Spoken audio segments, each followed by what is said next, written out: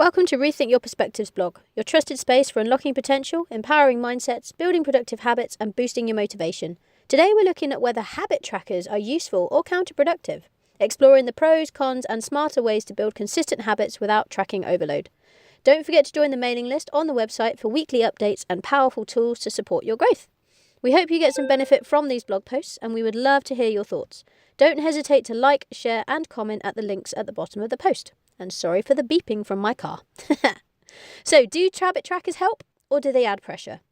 Habit trackers are everywhere. From beautifully designed paper journals to apps with streak counters and reminders, tracking habits has become a popular way to build consistency and improve productivity. But are habit trackers useful, or do they sometimes create more pressure than progress? The answer, as with most productivity tools, is it depends. Habit trackers can be powerful when used intentionally, but they can also become another source of stress if misunderstood or misused. So let's explore both sides. Firstly, what habit trackers are designed to do. At their core, habit trackers are simple. They allow you to record whether you completed a habit on a given day.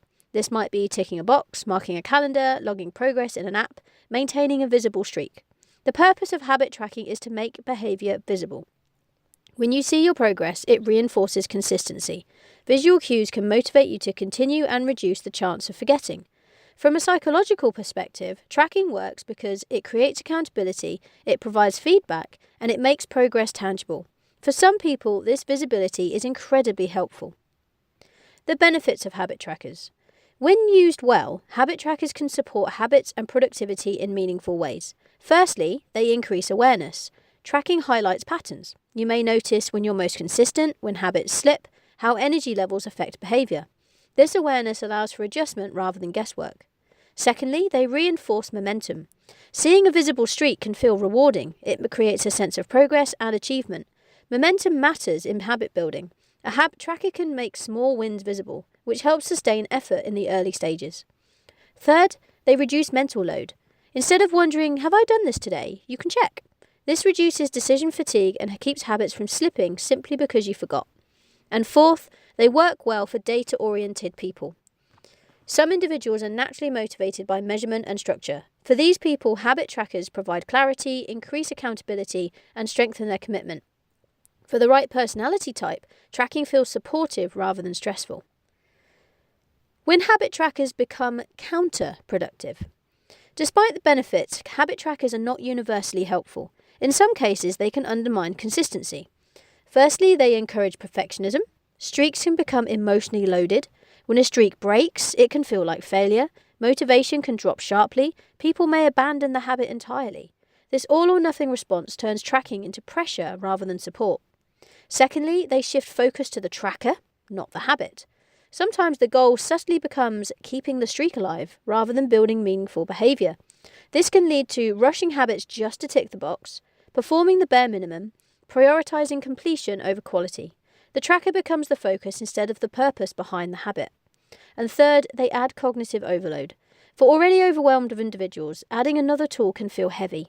If someone is juggling work, family, and responsibilities, tracking multiple habits daily may increase their mental load, create unnecessary complexity, and feel just like another task to manage. In these situations, habit tracking can undermine productivity rather than support it. And fourth, they don't fix poorly designed habits. A tracker cannot rescue a habit that is too big, poorly timed, unclear, or unrealistic. If the habit design is flawed, tracking simply highlights inconsistency without solving the root issue. So who habit trackers work best for? Habit trackers tend to work well for people who enjoy structure and measurable progress, are motivated by visual feedback, are building one or two focused habits, have realistic expectations. They are particularly helpful in the early stages of habit formation when repetition needs reinforcement. However, they are less helpful for individuals who struggle with perfectionism, feel overwhelmed easily, view broken streaks as failure, and prefer intuitive routines. Understanding your own tendencies is key. So how to use habit trackers without pressure? If you choose to use a habit tracker, a few adjustments can prevent it becoming counterproductive, such as focusing on patterns, not streaks. Instead of obsessing over consecutive days, look at overall consistency. Ask, am I showing up most days? Is this becoming easier over time? This reduces the emotional weight of a missed day.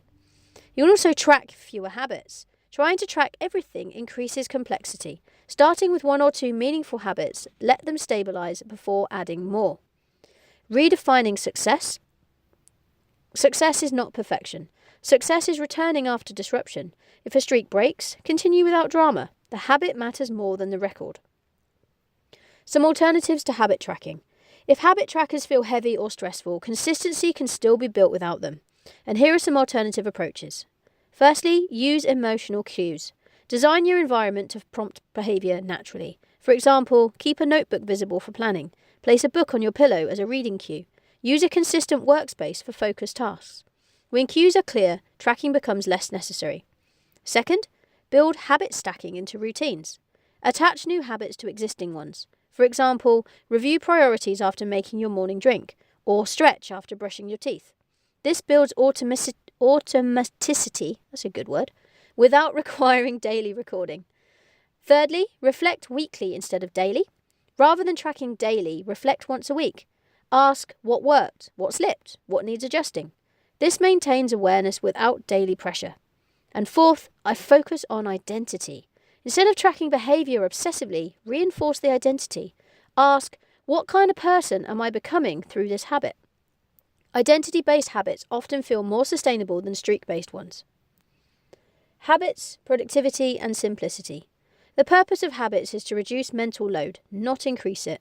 If a habit tracker supports consistency and reduces friction, it can be useful. If it increases pressure or perfectionism, it may need adjusting or removing entirely. Productivity improves when habits feel natural and manageable, not when they become another task to manage. So what do you think? Are habit trackers useful? For some people, absolutely. For others, they can create unnecessary pressure. The key is intention.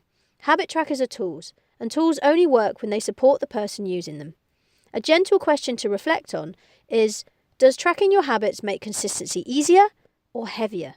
The answer will guide you better than any productivity trend.